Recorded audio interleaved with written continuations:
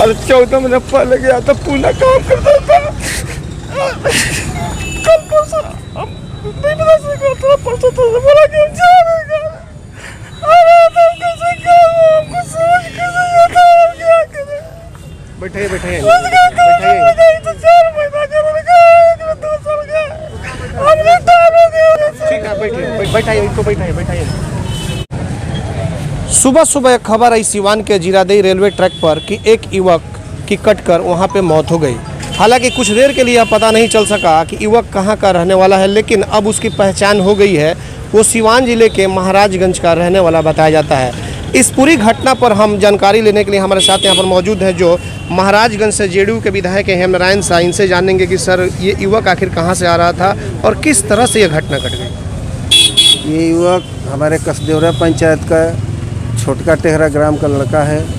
ये लगभग 1 साल से पूना में रह रहा था। 1 साल पर वो पूना से ट्रेन से आ रहा था, तो अब कैसे घटना हुई हम लोग तो चश्मदीद गवाह है नहीं, लेकिन जब गए तो देखे कि ट्रैक पर उसका सर धड़ से अलग है, कटा हुआ है, और उसका पहचान भी उसके साथ आधार कार्ड था, सब मोबाइल नंबर था, सब कुछ पहचान हो गया कि वही लड़का है। तो वही पूना से 1 साल पर आ रहा था रिटर्न घर पे। तो ये क्या करते थे पूना में और लॉकडाउन में फंस गए? नहीं, लॉकडाउन में फंसा इसको नहीं कहेंगे, तो 1 साल पहले से गए हुए थे, तो सब फैक्ट्री या काम सब बंद हो गया, तो ये भी लड़का सोचा होगा कि हम चले घर, तो घर आ रहा था। तो उसमें दुर्भाग्यपूर्ण है कि ऐसी घटना हो गई, बहुत निंदनीय घटना है। अब कैसे हो गया ये तो अब जानकारी नहीं है हमको, लेकिन हम लोग गए। इसके लिए आप सरकार के विधायक हैं, तो कुछ मुआवजे का इस तरह का कुछ उनके परिवार वालों को कुछ सहयोग कराएंगे? हम तो ये मांग करेंगे कि रेलवे उनको कम से कम 4 लाख मुआवजा जो आपदा में मिलता है, वो रेलवे 4 लाख मुआवजा इनको दे। क्या नाम था इनका? उपेंद्र कुमार नाम था इसका। उनके पिता का नाम राम प्रवेश प्रसाद।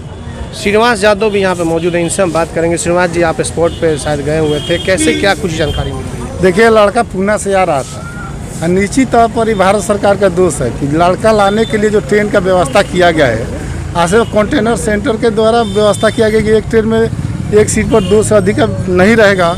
और उस परिस्थिति में अगर लड़का कोई गिर के मर जाता है तो सीधा सीधी रेल विभाग की दोष है। और रेल विभाग से हम मांग करते हैं भारत सरकार के मंत्री से कि इसको जो 14 लाख रुपया मिलता है रेल मंत्रालय से, वो अविलंब मिलना चाहिए और इसके परिजन को एक सरकारी नौकरी भी मिलना चाहिए, ताकि ये ऐसे महामारी के समय में घटना घटता है। ये कोरोना जैसे जो विश्व के आपदा के तहत बहुत भारी पैसा दिया गया है सरकार की ओर से, तो हम निश्चित तौर पर उसी श्रेणी में कुछ ये क्लियर हो रहा है कि आखिर कैसे घटना घट गई। जैसे कि कुछ लोग इसे बता रहे थे सुबह में जो अफवाहें उड़ रहे थे कि सुसाइड हो गया, तो कुछ क्लियर हो रहा है? हमको ये समझ में नहीं आता कि सुसाइड का कहाँ से सवाल उठता है। जब ये लड़का पूना से आ रहा है और जीरादेई के पास इसकी घटना घटी है, अगर जीरादेई के रहता, ठेपा का रहता या अगल बगल गांव का रहता, तब वो जाकर ट्रेन के पट्टी के नीचे कट जाता तो माना जाता।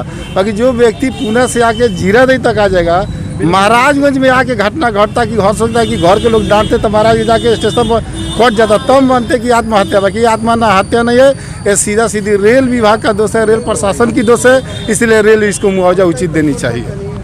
तो जी बिल्कुल, आपने देखा कि कैसे यहाँ पे जेडीयू के विधायक या फिर समाज सेवी श्रीनिवास यादव से भी बात हुई और दोनों लोगों ने एक स्वर से रेलवे विभाग से मुआवजे की मांग की है। देखना यह होगा कि जिस युवक की मौत हुई है, क्या रेलवे विभाग उसके परिजनों को मुआवजा देता है या नहीं, यह तो आने वाला वक्त ही बताएगा।